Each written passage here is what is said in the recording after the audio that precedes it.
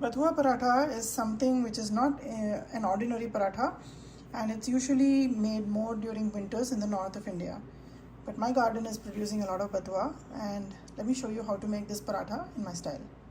Yesterday I harvested a big quantity of Bathua leaves from my garden, and this is quite a lot. This is almost about 10 to 12 cups of Bathua leaves, packed cup. So I'm going to make two recipes out of it.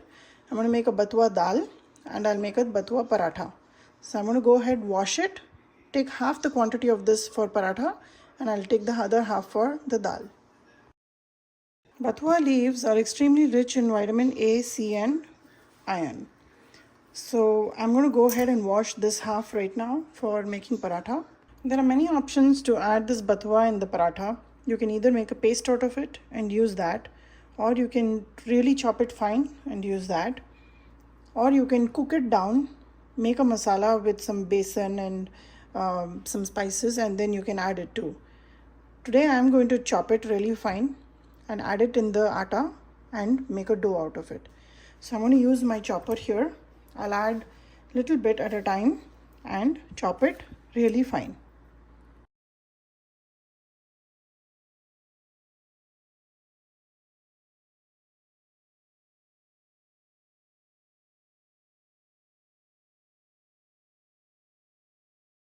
Bathua in general is a very dry vegetable, like moringa leaf. It will not have too much water content in it, so it's very easy when you're applying it for making a dough. Along with bathua, I'm going to add just a little bit of fenugreek leaves. I'm going to use kasuri methi. If you have fresh, you can use that also. So I'm just adding about a tablespoonful. And to this, I will also add some salt. I'm going to measure out about 2 teaspoons.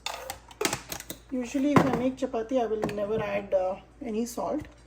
But because this is a paratha, I'm also adding about 2 teaspoons of chili powder. This is my mixed chili powder. And bathua is a very dry vegetable, as I said. So add more flavors in the dough itself. 1 teaspoon of garam masala powder,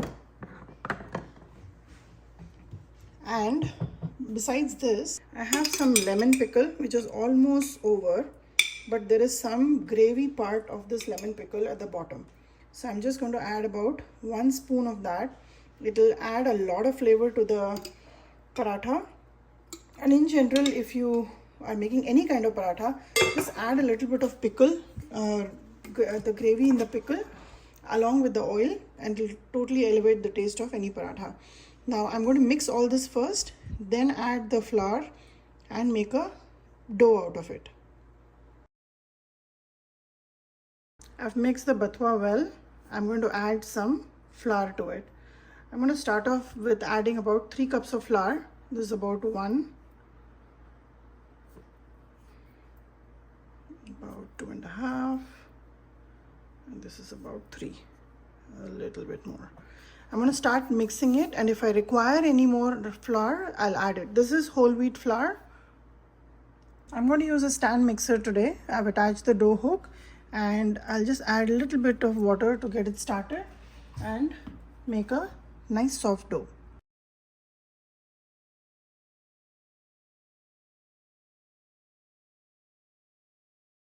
The dough is ready. I applied some oil and I've just brought it all together.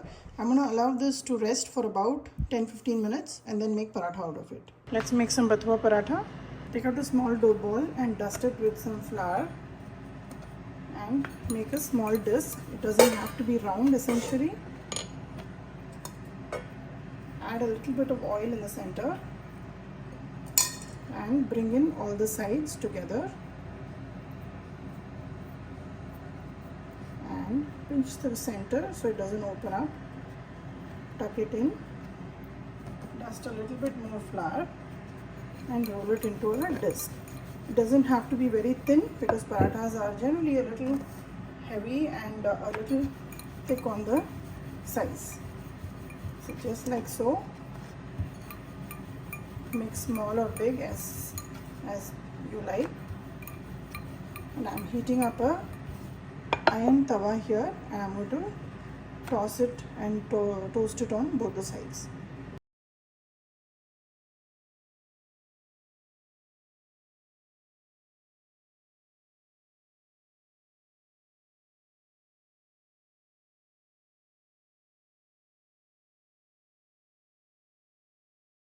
Serve Bathua Paratha with your choice of pickle and definitely with a side of yogurt. This is a great meal for lunch or dinner. It's a usual winter specialty, but in my garden the Bathua is growing really well, so I'm not going to miss an opportunity to make this paratha. Give this recipe a try and let me know how this turned out for you.